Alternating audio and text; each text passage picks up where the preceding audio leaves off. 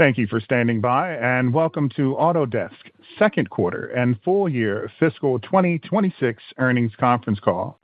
At this time, all participants are in a listen-only mode. After the speaker presentation, there will be a question-and-answer session. To ask a question during the session, you will need to press star 11 on your telephone. To remove yourself from the queue, you may press star 11 again. I would now like to hand the call over to Simon Mays-Smith, Vice President, Investor Relations. Please go ahead. Thanks, operator, and good afternoon. Thank you for joining our conference call to discuss Autodesk's fiscal 26 second quarter results. Andrew Anagnost, our CEO, and Janesh Moorjani, our CFO, are on the line with me. During this call, we will make forward-looking statements, including outlook and related assumptions, and on products, go-to-market, and strategies. Actual events or results could differ materially. Please refer to our SEC filings, including our most recent Form 10-Q and the Form 8-K filed with today's press release, for important risks and other factors that may cause our actual results to differ from those in our forward-looking statements. Forward-looking statements made during the call are being made as of today. If this call is replayed or reviewed after today, the information presented during the call may not contain current or accurate information. Autodesk disclaims any obligation to update or revise any forward-looking statements. We will quote several numeric or growth changes during this call as we discuss our financial performance. Unless otherwise noted, each such reference represents a year-on-year comparison. All non-GAAP numbers referenced in today's call are reconciled in our press release and supplemental materials available on our investor relations website. And now I will turn the call over to Andrew. Thank you, Simon, and welcome everyone to the call. Autodesk delivered strong second quarter results. Revenue and non-GAAP earnings per share topped the higher end of our guidance ranges. Billings, non-GAAP operating margin, and free cash flow exceeded our expectations. As a result, we are raising our guidance for the full year. In an uncertain geopolitical, macroeconomic, and policy environment, two things remain clear. First, our strong momentum and performance in the first half of fiscal 26 set us up well to achieve our goals for the year. And second, we continue to make the right decisions to drive long-term shareholder value.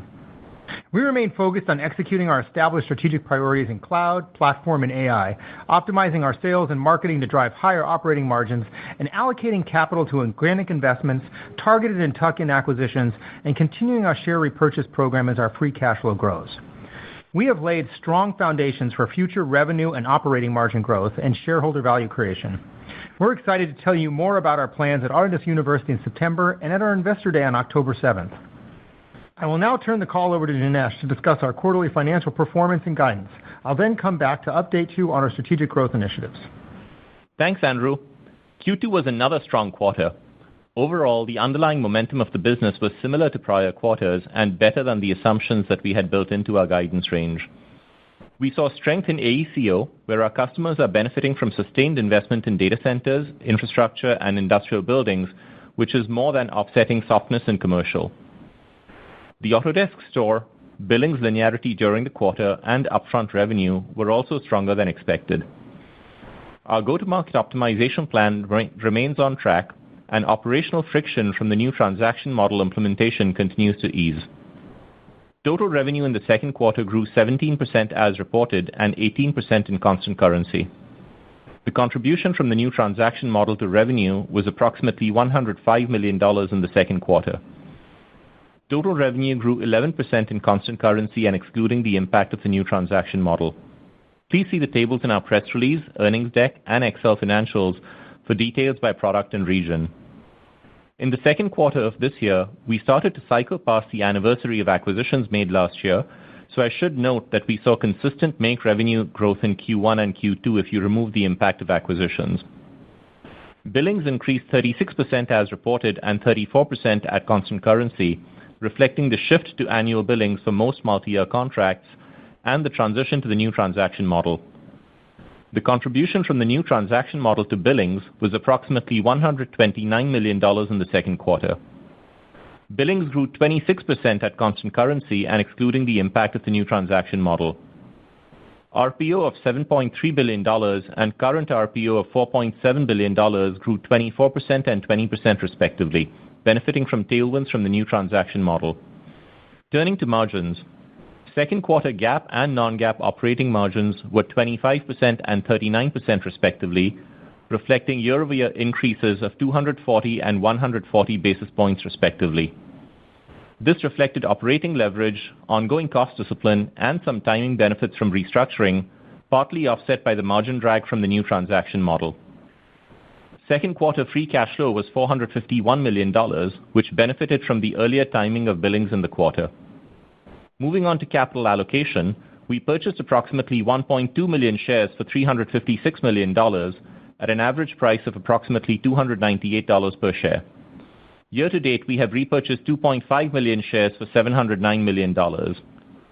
Turning to guidance, I will again speak to the numbers excluding the impact of the new transaction model and in constant currency to give you a clearer view of the underlying dynamics of the business. In the earnings deck, you'll see that we've split the impact of the new transaction model and currency movements for our fiscal 26 guidance. The underlying momentum of business in the second quarter of fiscal 26 was consistent with recent quarters and better than the more cautious assumptions built into the bottom end of our prior guidance range. The macroeconomic environment seems broadly stable, but uncertainty remains elevated. As usual, we have a large pool of EBA renewals to close in the back half of the year.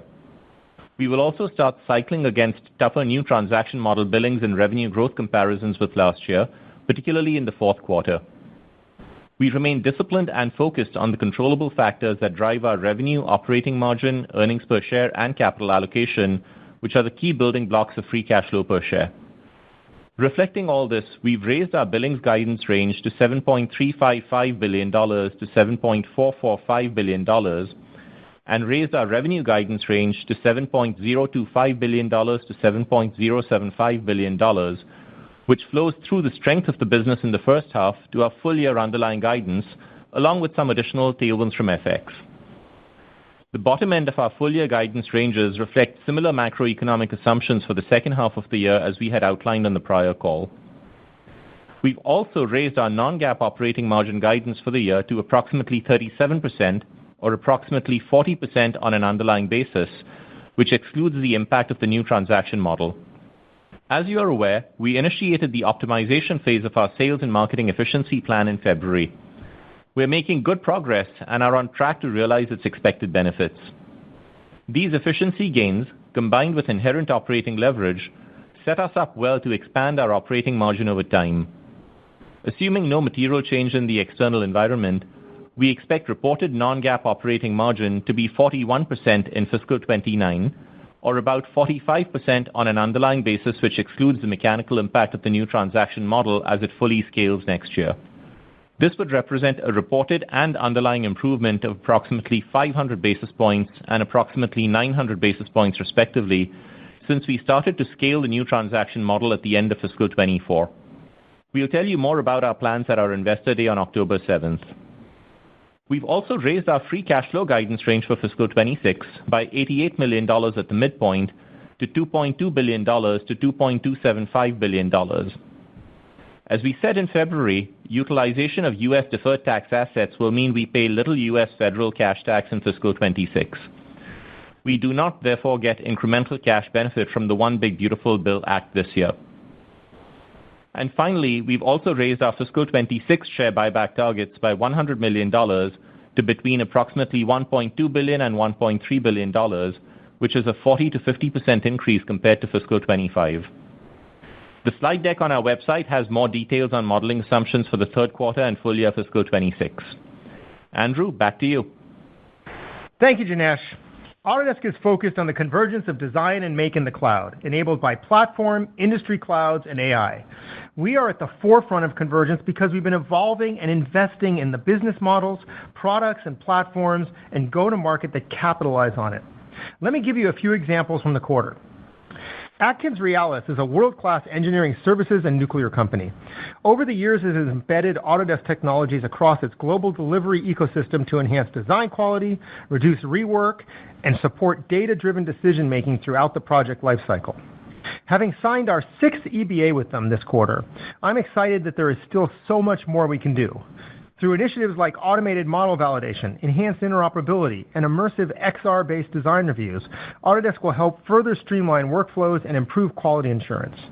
AI-enabled design strategies, digital twin capabilities, and Autodesk Construction Cloud will support its expanded service offerings and reinforce its position as a digitally enabled partner.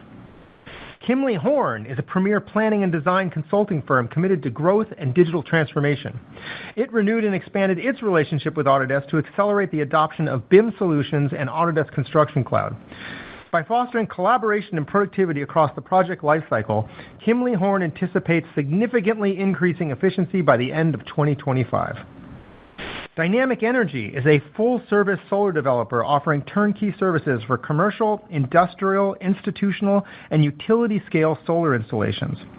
Faced with workflow and forecasting challenges created by a lack of integration with its ERP, it selected Autodesk Construction Cloud to replace a competitive solution. The lack of integration with its existing ERP created challenges with client billing, inefficient invoice approval workflows, and difficulty forecasting. Dynamic Energy will also leverage Autodesk Construction Cloud's mobile app offline capabilities, multi-user workflows for inspection, and KPI progress tracking. These stories have a common theme: converging people, processes, and data across the project lifecycle to increase efficiency and sustainability while decreasing risk. Our comprehensive end-to-end industry clouds and platform drive convergence and extend our footprint further into larger growth segments like data centers, infrastructure, and construction. And that is reflected in sustained strong revenue and new customer momentum in construction. Moving on to manufacturing, we made excellent progress on our strategic initiatives. Customers continue to invest in their digital transformations and consolidate our design and make platform to drive growth and increase resilience. A leading European research institution for aerospace, energy, and transportation was seeking to accelerate innovation and boost sustainability. To achieve these goals, while maintaining high standards of precision and risk control, it adopted Autodesk Product Design and Manufacturing Collection. These advanced tools streamline data management, optimize workflows, and shorten development cycles. By enabling increased virtual testing and simulation, it will significantly reduce its reliance on physical prototypes, supporting both efficiency and sustainability. Motor Scrubber is a market leader in innovative floor cleaning machines. It was looking to connect disciplines, data, and workflows from design through manufacturing to drive efficiency and accelerate time to market. To do that, it has adopted Fusion with the simulation, design, and data management extensions to replace a competitive CAD solution. A leading multinational biopharmaceutical company is adopting Fusion to increase the resiliency of its supply chain to actual and potential disruption and drive operational efficiency. Using Fusion, it can quickly, collaboratively, and securely design, make, and document critical spare parts when needed. This minimizes downtime and production delays while maintaining documentation in this highly regulated industry. Converged data opens up new opportunities for Autodesk. As customers seek to drive efficient innovation, Fusion is driving strong growth with extension attach rates increasing and driving average sales prices higher, and we're delivering meaningful productivity gains to customers where we deploy AI. We have continued to see success with our AI-powered Sketch Auto-Constrain in Fusion. Since its launch this year, the AI model has delivered over 1.2 million dimensions and has been retrained, and the UX improved along the way. The acceptance rates of auto-constraint suggestion to commercial users has grown to more than 60%, with 90% of those sketches fully constrained. That is a substantial productivity gain. In education, Anna University Chennai signed a strategic engagement with Autodesk to enhance student employability through modern, applied engineering education across its 400-plus affiliated colleges. As part of the collaboration, a state-of-the-art Design and Make Innovation Center at the College of Engineering, Guindy, will be equipped with Autodesk cloud-based platforms to support hands-on training in digital manufacturing, CNC machining, and building information modeling. And lastly, we continue to find new ways for our customers to consume our products and services in ways that work best for them. For example, an iconic high-performance automotive manufacturer was looking to enable designers across its ecosystem with unified access to technology while retaining robust user management and scalability. Through a renewed agreement with Autodesk that included a combination of named user subscriptions and flex consumption tokens, it can serve users enterprise-wide and achieve its goals. This hybrid model provides a blueprint for scalable digital transformation across the automotive and manufacturing sectors. attractive long-term secular growth markets, our focused strategy of delivering ever more valuable and connected solutions to our customers, and a resilient business are generating strong and sustained momentum both in absolute terms and relative to peers. Our disciplined execution is driving greater operational velocity and efficiency. We are deploying capital to grow the business, further reduce our share count, and enhance value creation over time. In combination, we believe these factors will deliver sustainable shareholder value over many years. To set the stage for Autodesk University Investor Day, let me close by talking about Autodesk AI. For more than a decade, Autodesk has been at the forefront of innovation in BIM, SaaS, generative design, and now in generative AI. We have been building industry-specific foundation models and products capable of understanding and reasoning about 2D and 3D geometry, design and make data, complex structures, and even physical behavior. For example, last year we introduced Project Bernini, a generative AI model for 3D, as part of a broader initiative to create professional-grade foundation models that will disrupt long-standing technology paradigms and redefine what we mean by software, platforms, and products. By combining our own spatial and physical reasoning with deep industry-specific knowledge, Autodesk AI will move beyond traditional, deterministic, and rule-based parametric CAD kernels to deliver adaptive and context-aware AI-driven CAD engines. These engines will dramatically expand what's possible across the entire project lifecycle while eliminating much of the repetitive work and rework that slows projects down today. As we integrate these capabilities into our platform, Autodesk customers will be able to build their own AI models, trained on their own data and infused with their unique context, unlocking new, differentiated sources of value, efficiency, and competitive advantage, while remaining confident that they are using AI in a way that is certified to be ethical, transparent, and accountable. We're excited about the road ahead, not only because of the industry-leading AI tools and foundation models we are creating, but also because of the go-to-market, industry cloud, and platform foundations we've built over the last decade to scale AI successfully. We look forward to sharing more with you at Autodesk University and our Investor Day. Operator, we would now like to open the call up for questions. As a reminder, to ask a question, you will need to press star 11 on your telephone. To remove yourself from the queue, you may press star 11 again. Please stand by while we compile the Q&A roster. Our first question comes from the line of Saket Kalia of Barclays. Saket, your line is open. Okay, great. Hey, Andrew. Hey, Janesh. Thanks for taking my questions here, and great to see these results. Welcome, Saket.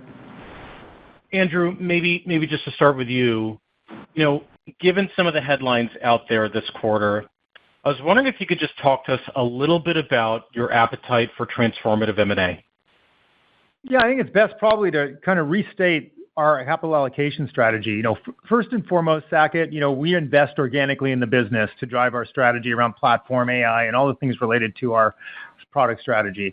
The second thing we look to do is we look at M&A as the next option, and we look at it for tech tuck-in reasons, really things that accelerate our existing roadmap and move us forward. And we look at it through the lens of targeted acquisitions that extend our adjacency strategy, things like construction operations. These kinds of acquisitions tend to be in the hundreds of thousands to the billions of dollars range, not in the tens of billions of dollars range. Right? The other thing, of course, we're doing is, as we have excess capital, above and beyond those needs, we are accelerating the deployment of that to shareholders via stock buybacks that move beyond offsetting dilution and accelerate and reduce the share count. So I think that's the best way to look at this moving forward. That's super helpful. Thanks for knocking that out of the way first here. Janesh, maybe for you, great to hear the 41% margin goal in fiscal 29. Can you just walk us through some of the high-level assumptions and also guidance philosophy around that, if you could? Hey, Saket, I'm happy to do that. So look, as I step back and look at the business overall, we're very pleased with our current momentum. We're excited about the opportunity ahead of us as well. In terms of the assumptions that we made, our absolute level of revenue growth in the future will in part depend on the rate of the underlying market growth and on the external environment as well. And so as we consider the margin target that we've set, our goal was to make this achievable under various growth scenarios, balancing opportunity and risk. And so we expect that the largest contribution to that margin expansion will come from sales and marketing. We're making good progress on the optimization phase of our sales and marketing efficiency plan that we had initiated back in February, and we're on track to realize the benefits from that. Also, we have inherent operating leverage in the model, and we've demonstrated that this year. And combined with the sales and marketing efficiency gains, I think that sets us up really well to achieve this long-term goal. And maybe the last thing I'll point out is that we do have some incremental margin headwinds from the new transaction model in fiscal 27. So as we think about the annual progress towards this margin target, we do not expect that to be linear. Super helpful. Thanks, guys. Yeah. Thank you. Thank you. Thank you. Our next question comes from the line of Adam Borg of Stifel. Please go ahead, Adam. Awesome. And thanks so much for taking the questions. Maybe for Andrew, in the script you talked a lot about success in construction, and it's great to see that continued traction there. So maybe talk about what's leading to this ongoing momentum, how much runway you feel is left on ACC, and any color on what you're seeing both domestically or internationally would be really interesting. Thanks. Yeah, Adam, I'm happy to comment on that. So look, one of the things I want to make super clear is that the momentum in our construction business is unchanged. We're seeing similar momentum to what we saw in the past. There's no deceleration. It's performing quite well. And it's performing well across a broad swath of the business. Performing well in the U.S., we continue to see wins up at the top of the pyramid, and we also continue to see wins in the mid-market. Our international performance is doing quite well, so we're growing well internationally. We're really happy with our payments business. It's performing quite well across the board, and I think that's really important because that brings us into another part of the ecosystem. And I think, without saying, giving away AU items, we're going to be talking about a bunch of things at AU that I think continue to accelerate our position in areas like pre-construction and pre-construction planning and all the things associated with that, even some things that enhance the field experience. So we continue to stay focused on winning. We think we've built the most comprehensive end-to-end platform. We think we have the most modern platform. So we're really happy with where the performance is going and how it continues to maintain its momentum. That's really helpful. And maybe just as a follow-up for Janesh, you talked about this, I think, in some of your guidance assumptions, but when we think about the EBA renewal opportunity in the back half of the year, just remind for us that maybe the relative size of the cohort this year versus last year and next, and how's the pipeline shaking up in terms of renewals and expansion? Thanks so much. Hey, Adam. So overall, the first half was a strong first half for us. You've seen the strength from Q1 continue into the momentum that we demonstrated here in Q2 as well. And overall, we feel we are quite well set up for the back half of the year as well. The EBA renewal opportunity, there is a large pool of renewals out there. We have that in every year. And we also have a very large product subscription renewal base to close. So there's a fair amount of business for us to close next year. But we've been executing well so far, and the momentum has continued nicely until now, and we feel very good about the setup for the rest of the year. Thanks again. Thank you. Our next question comes from the line of Jay Vleeschhouwer of Griffin Securities. Please go ahead, Jay. Yeah, thank you. Good evening. Janesh, let me start with you, and then Andrew, my follow-up will be of a more technical nature. So, Janesh, with regard to the increase of billings guidance for the year, $165 million at the midpoint, could we perhaps parse that in terms of some of the mix dynamics? Could you comment in terms of what you're seeing in terms of customer usage telemetry, mix of collections versus standalone, anything in terms of retention, or perhaps gross up for us, if you could, some of those important pieces of the mix that drove the increase in billings guidance? Jay, I'm happy to do that. Overall, what I'd say is that the areas of strength that we saw in the first half, and particularly in Q2, we see those as continuing into the back half of the year as well. AECO continues to perform well. Construction and broadly, I would say, continue to be growth drivers for us. We see that playing out nicely in the business. If I think about some of the other metrics like the net revenue retention rates in the business, those are quite strong as well. We see those playing out nicely for the back half of the year. So overall, it's the broader momentum that we're seeing from the product innovation as well as the strength in the go-to-market execution that we developed in the first half of the year that is continuing into the back half of the year. Okay, thank you. Andrew, we're looking forward to some of the usual updates at AU in a couple of weeks. But in the meantime, following up on your comments on technology and customer adoption, one of your most important initiatives the last few years has, of course, been APS and your new data models for AEC and manufacturing. And you've spoken of the concept of data granularity. All of those are differentiators. However, we've often seen in the industry over many years that customer adoption of fundamentally new approaches, or plumbing, if you will, can perhaps be very time-consuming. And we've seen that, for example, in PLM over the years, where adoption can take quite a long time. So you're doing some very interesting technical work, and you need to do it. But perhaps you could talk about how you're thinking of the adoption of these fundamentally new methods over the next number of years. Yeah, I think that's an excellent question. First off, let's talk about the granular data. So one of the things we do clearly see and we do track closely is API usage. And we're seeing continuous increases in API usage with some of our largest customers and even further down into the market. So people are starting to use this granular data to connect processes in different and unique ways. And I think that's really important.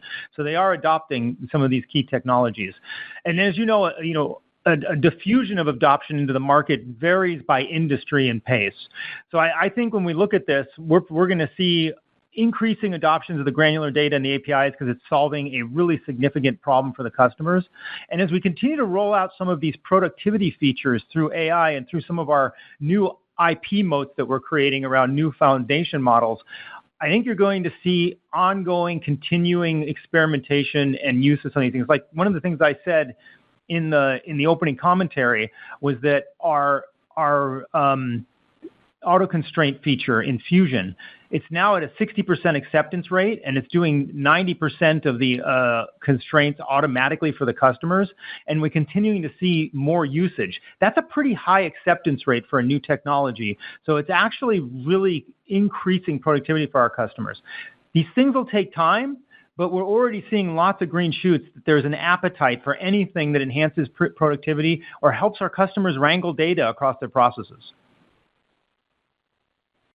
And there'll be more at AU, Jay. Thank you.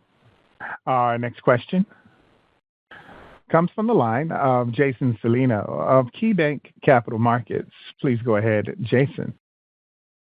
Hey guys, thanks for taking my question here. Really impressed.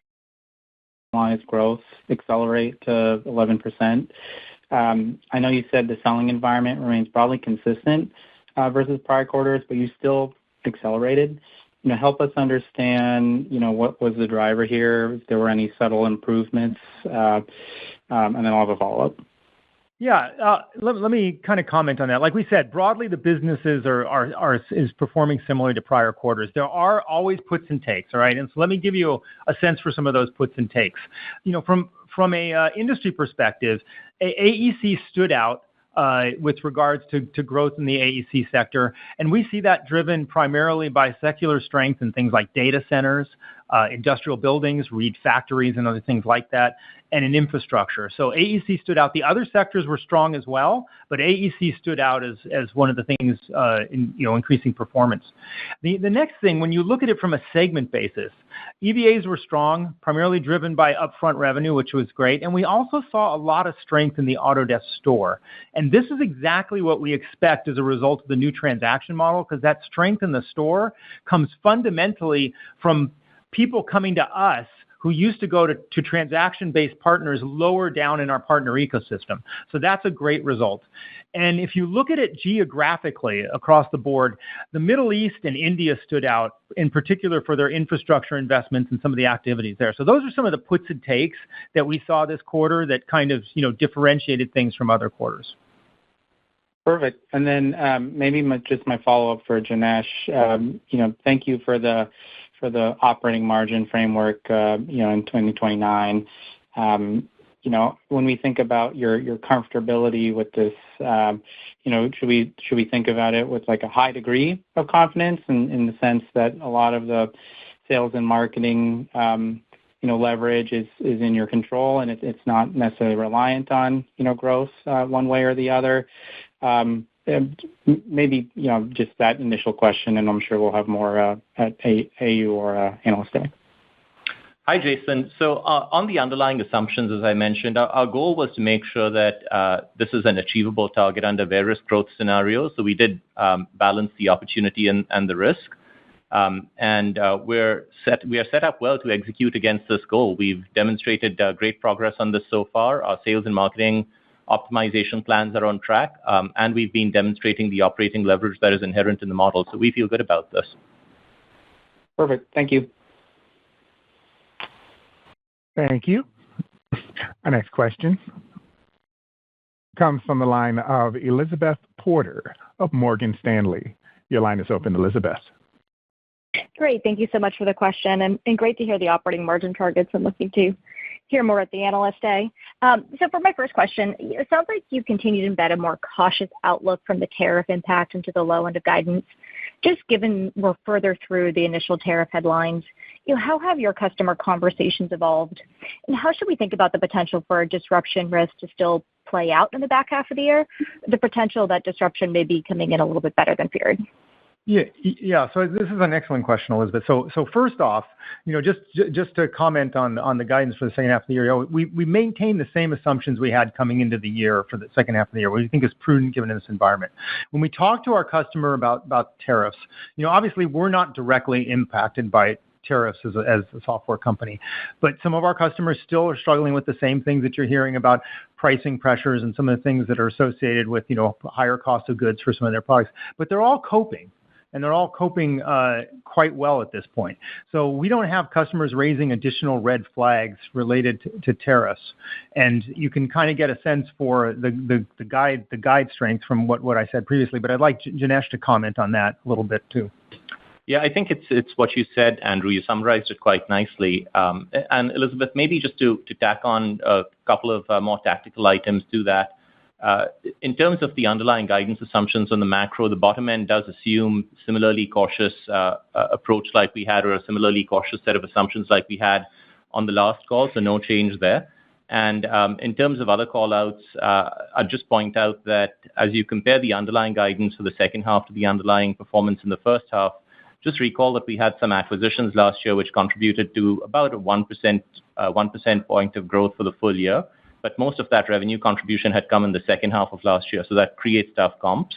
And then earlier I called out that the new transaction model also contributed more meaningfully both to billings and revenue in the second half of last year. So that does create tougher comps on an as-reported basis as well, particularly in Q4. Great. Thank you for the additional color there. And then just as my follow-up, our conversations with partners, we've heard about how spending time with existing customers on the transaction model rollout has just limited some of the ability to drive new customer demand. Just given we're further through the model rollout, you've had some commission changes to incentivize that new business side. How are you seeing channel productivity and execution, particularly on that new business side of the business trend? And what are you assuming for the remainder of the year in the outlook for that new business side? Yeah, so obviously one of the things we track very closely is the buildup of new business from our partners. We also track the renewal rates, of course. And what we've seen is a steady increase in new business coming from our partners. And this has continued on a steady basis. So we're seeing nice increases in new business through our partners. We expect that to continue because we're lapping the rollouts. Customers are getting much more comfortable with the renewal motions. They're working on their internal efficiencies. So we've already seen a nice stair-like pattern on new business, and we expect that to continue as we move through the year. Great. Thank you. Thank you.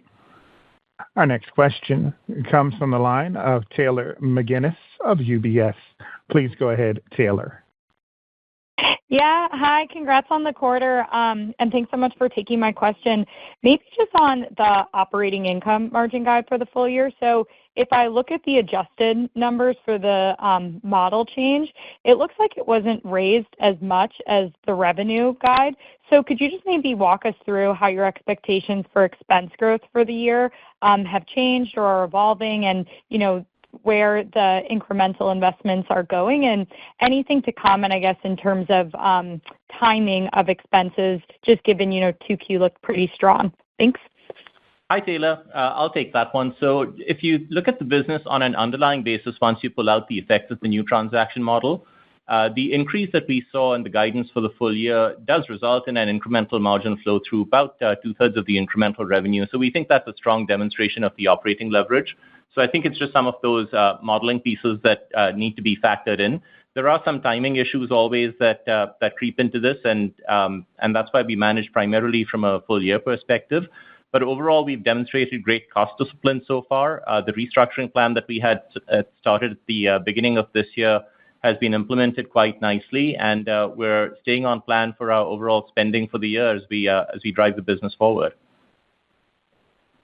Perfect. Thank you so much. Thank you. Our next question comes from the line of Joe Vruwink of Baird. Please go ahead, Joe. Hi, thanks for taking my questions. I wanted to ask about AI in the manufacturing setting, and just to tee this up a bit, Autodesk made a strategic investment, I think this week, in an AI CAM offering, and this is an example of a company you are already working with through Fusion, already available in the App Store. And so I was wondering, how does Autodesk ultimately think about the role it needs to play in AI? Is ensuring Fusion as a central part of the mix and customers' development efforts, is that the key focus? And particularly knowing that startups will probably seek you out for exposure to the manufacturing data model over time. I guess what informs decisions to buy or partner or further invest in the plumbing, to the earlier question? Yeah, so I think that's a great question, Joe. Look, first off, we see a lot of value creation in AI moving forward, both in retaining revenue and retaining value and creating whole new value. And our strategy is very much focused on creating a new IP layer, a new IP moat around our own kind of custom foundation models that will not only be useful to us, but be useful to third parties as well who want to extend and use some of our capabilities. So while we're actually working on on making tasks more productive, like what we're doing with Auto Constrain and some of the things we'll do with Autodesk Assistant, we're also moving into workflows and ultimately into systems level type automation. So look for us to continue to build this portfolio of custom foundation models that are accessible to us and partners. Of course, we always like to look at promising startups out in the ecosystem that are doing things. We know a lot about what that particular CAN vendor is doing. We like what they're doing. They're doing unique things and exposed to unique customers. And we're gonna watch what they're doing and partner closely with them. We think they're a good extension to what we're doing already. But look for us to also organically develop these core foundation models. We already have. Obviously, some of those things are featured in Fusion. Fusion's not the only place these will show up. Obviously, Fusion is the core place that we will develop these AI features for the manufacturing segment. But you're going to also see a lot more interesting stuff in AEC at AU, and we're looking forward to talking about some of that work as well. Okay, that's great, Chloe. Thank you. I wanted to circle back to what's implied in the second half guidance, and I appreciate kind of the tough comps on an as-reported basis. I guess I was looking at what's implied by the X currency and the X transaction model, and it does look like the growth rate steps down in 4Q. Just wondering if that's pragmatism or you're sensitive to the big transactions, so you make a close assumption or an ACV assumption and that's baked in, or is there anything more discrete you would point to for kind of the 4Q exit rate and growth? It's just a function of the guidance assumptions that we've used. We were prudent when we set the guidance entering the quarter. That served us well. We're maintaining the same posture as we look at the back half of the year. Okay. Thank you very much. Thank you. Our next question comes from the line of Ken Wong of Oppenheimer & Company. Please go ahead, Ken. Fantastic. Janesh, just a quick kind of clarification on Elizabeth's question. Just making sure that low end of the new guidance is insulated from, I think, the prior comments being COVID-like kind of conditions. Is that a fair way to think about the downside protection to the newly revised low end? Yeah, absolutely it is. No change in the underlying approach. We still assume the similar kinds of impacts as we did last quarter. The only difference, of course, is that we only have 6 months to go in the year versus 9 months to go in the year. Got it. Understood. And Andrew, it sounds like lots of AI announcements potentially on the come at AU. Would love to get a sense for what you feel the appetite for some of these technologies are from this end market. Again, Autodesk has been at the forefront in terms of cloud, and I think you guys have a good sense of the pace at which this end market moves. How would you say they're thinking about AI and the willingness to adopt? Yeah, look, as you said, Chen, we tend to be out in front of these things, and we're out in front. We were out in front with a lot of 3D advancements. We were out in front with a lot of cloud advancements. We very much intend to be out in front with the AI advancements. All of our customers are looking for capacity and productivity. They are hungry for trying to figure out what real-world AI can do for some of their workflows and some of the kind of productivity gaps they have. So we are heavily invested in making the task of creating these sophisticated, complex 3D models a lot easier, a lot faster, and a lot more intuitive. And I think that's going to be very, very valuable to our customers. And like I said, over the course of time, we're starting with tasks, we're moving to workflows, and we'll be moving to systems. And we'll monetize these things through a combination of subscription, consumption, and outcomes. Also business models that we are well ahead of the industry on with regards to making them mainstream in our offerings. So the customers have an appetite. We have to make it easy for them. And I think when we get to AU, you're going to see some pretty compelling things that we're bringing to various products, primarily Forma and Fusion, that I think our customers are going to find incredibly attractive and incredibly useful. Fantastic. I'm looking forward to it. Thanks a lot, Andrew. Thank you. Our next question comes from the line of Josh Tilton of Wolfe Research. Please go ahead, Josh.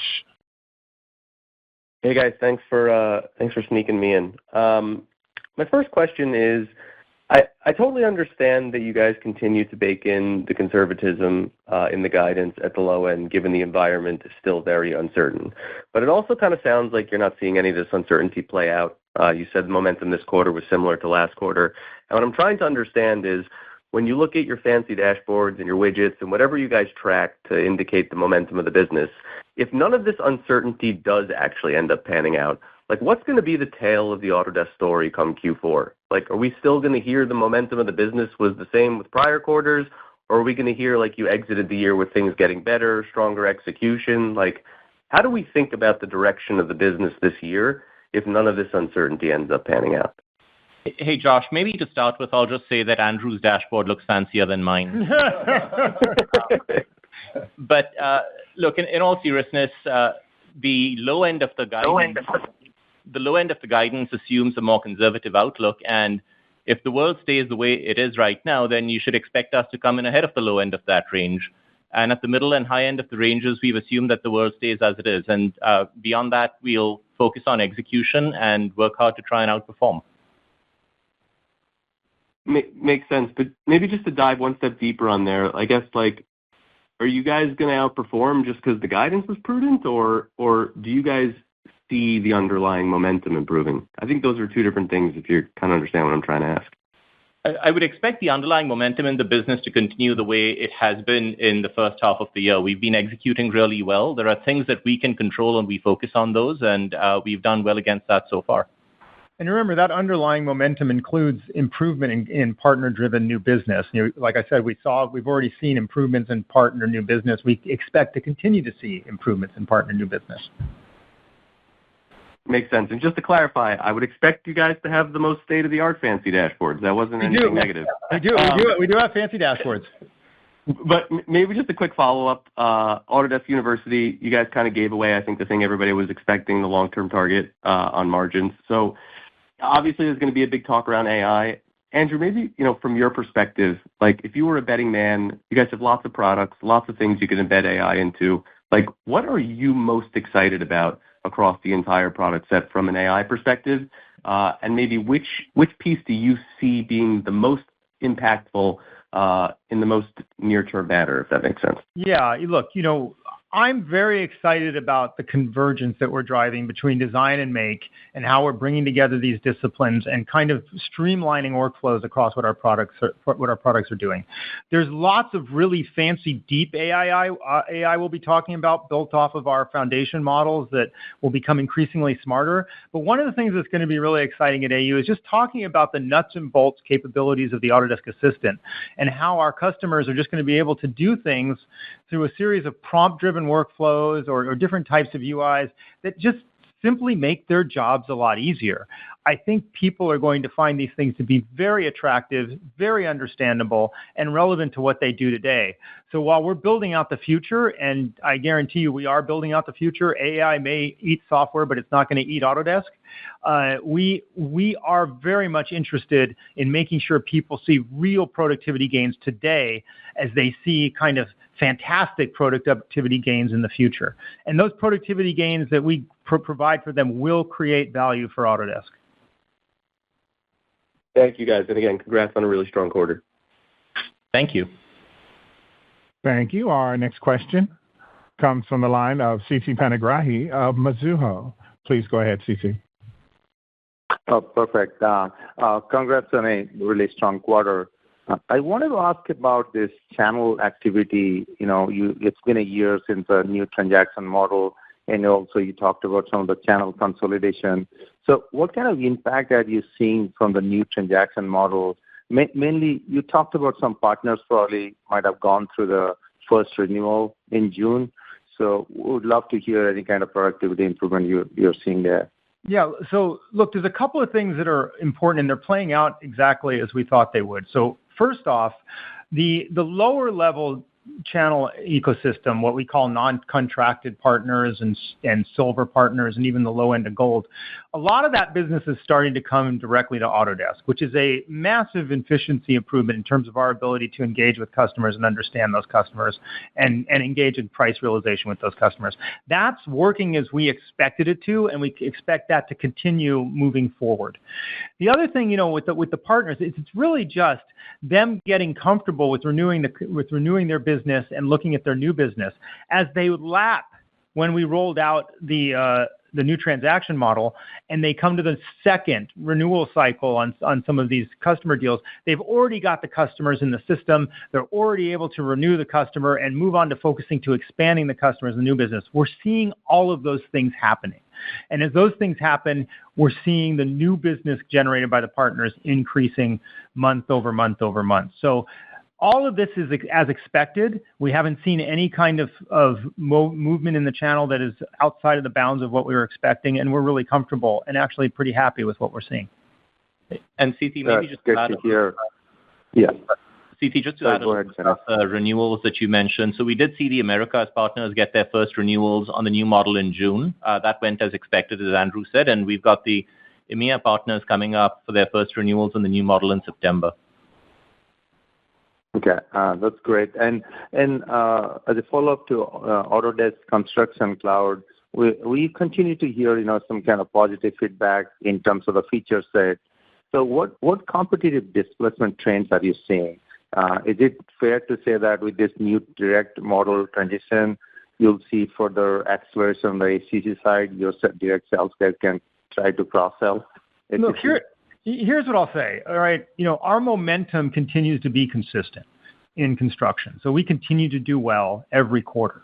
All right, we continue to build out functionality that's on a modern stack. This is a modern, sophisticated stack. It's not an old collection of software from 20 years ago or so.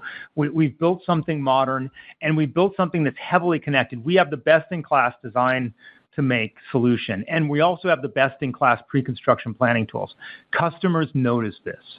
So if they're not on our system today, a lot of them are already talking about being on our systems tomorrow. And this is just a matter of us continuing to execute, deliver on the commitments we've made to our customers, and keep moving this very modern, very connected, I think very powerful stack forward and bringing more customers on. I see nothing out there right now that's going to slow our momentum. Only new types of offerings that we'll be talking about that should increase our momentum moving forward.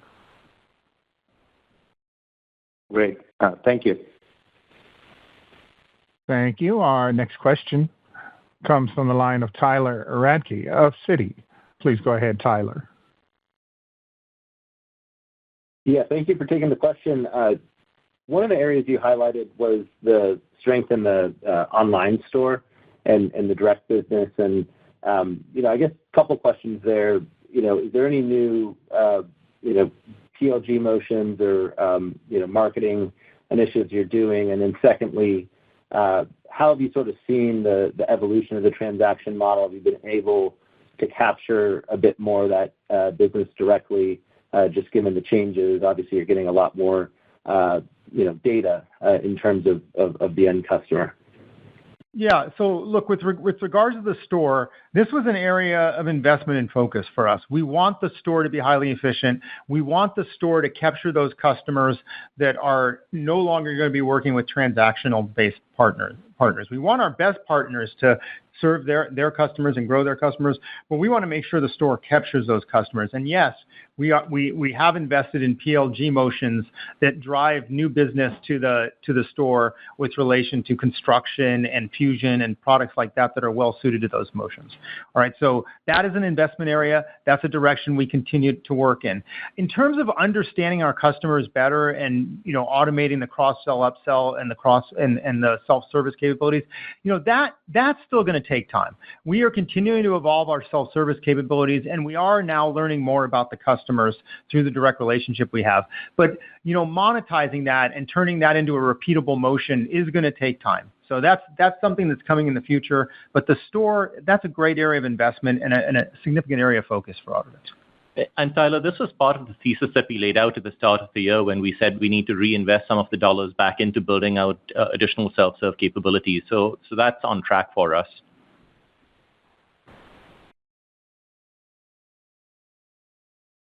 Great. And Janesh, just on the margins, the Analyst Day is coming up here in a little over a month.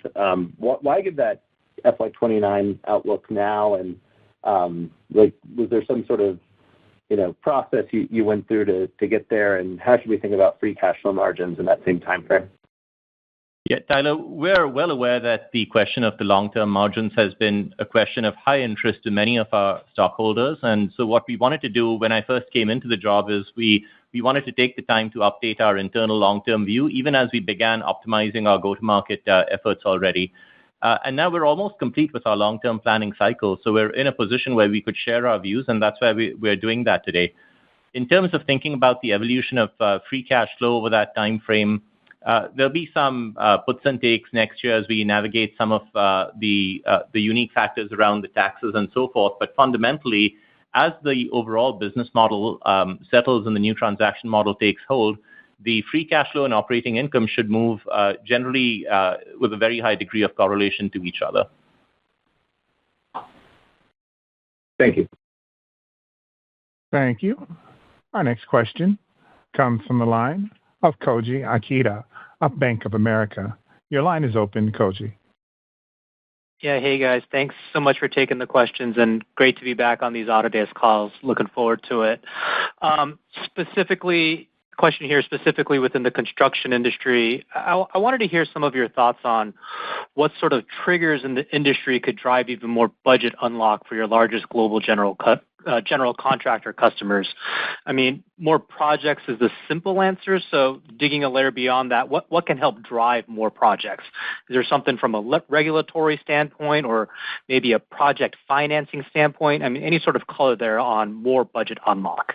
Yeah, look, our customers suffer from a capacity problem, right? They actually already have a backlog, and they're not really executing on the backlog as fast as they'd like. So productivity does matter here. Now, of course, there are things that can be done. The regulatory environment in some places is far too complex to building things. Even states like California have taken actions to look at what kind of regulations were getting in the way of building things, and they've stepped back from some of those regulations to allow buildings. These things matter. They're important. They're big factors in the ecosystem. None of them are going to be huge unlocks because we already have a backlog in the industry, and they need the productivity now in order to execute. I think one of the things we see being really important long-term is industrialized construction.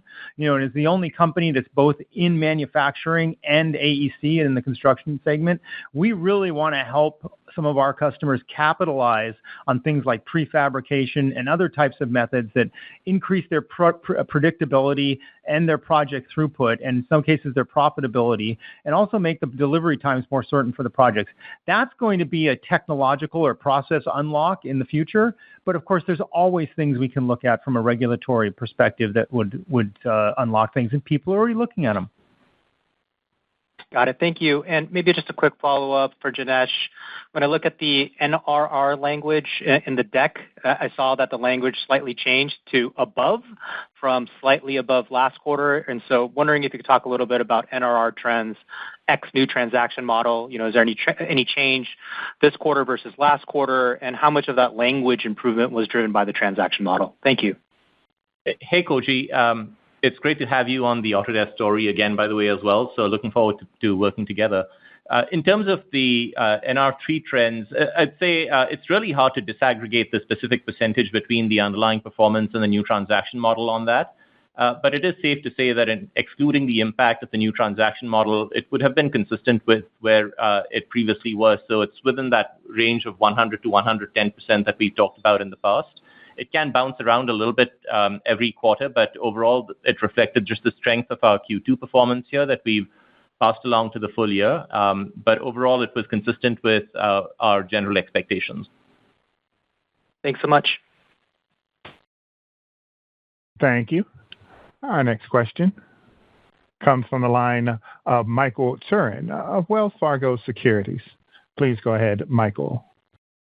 Hey, great. Thanks so much. Appreciate you taking the question, and apologies if it's somewhat similar, but all the color you've been adding throughout the call is useful. So I'm wondering on the commentary on AEC strength, and we look at a lot of the top-line metrics look pretty consistently solid here. The CAD growth improvement we're seeing. I'm just wondering if you can help us at all parse whether any of that could be tied to macro settling a bit from where things sat 3 months ago, when this is very amplified in terms of the uncertainty around April and just having to react to that. So just maybe compare and contrast just the tone of conversation and how you know that it's not some modest line of improvement relative to what you were hearing a few months ago, and then just more color on the signals you're watching is always useful. Look, Michael, what you're seeing here is the power of the diversification of Autodesk. Autodesk touches every aspect of the built world and the rebuilt world.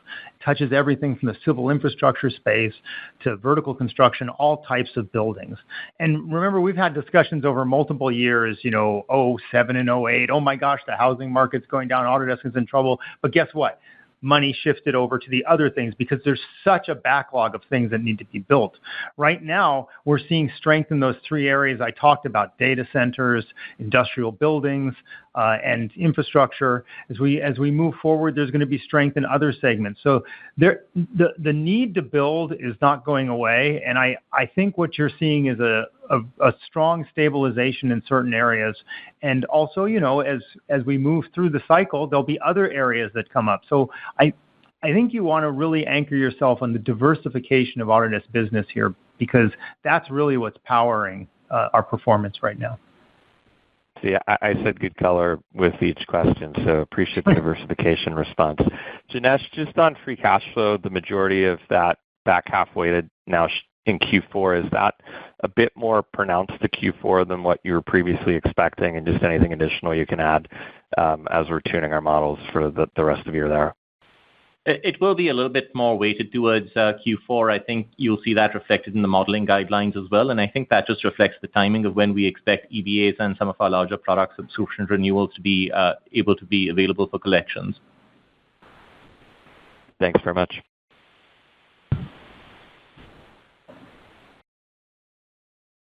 Thank you. That is all the time we have for Q&A today. I would now like to turn the conference back to Simon Mays-Smith for closing remarks. Sir? Thanks, Latif, and thanks everyone for coming along. Sorry we couldn't get to all of the questions, but we're going to be seeing a bunch of you on the road over the coming weeks, which we'll look forward to. If you have any follow-up questions, please just ping me an email and we'll get back to you as soon as we can. I look forward to catching up with you on the road or on our Q3 earnings call. Thank you. This concludes today's conference call. Thank you for participating. You may now disconnect.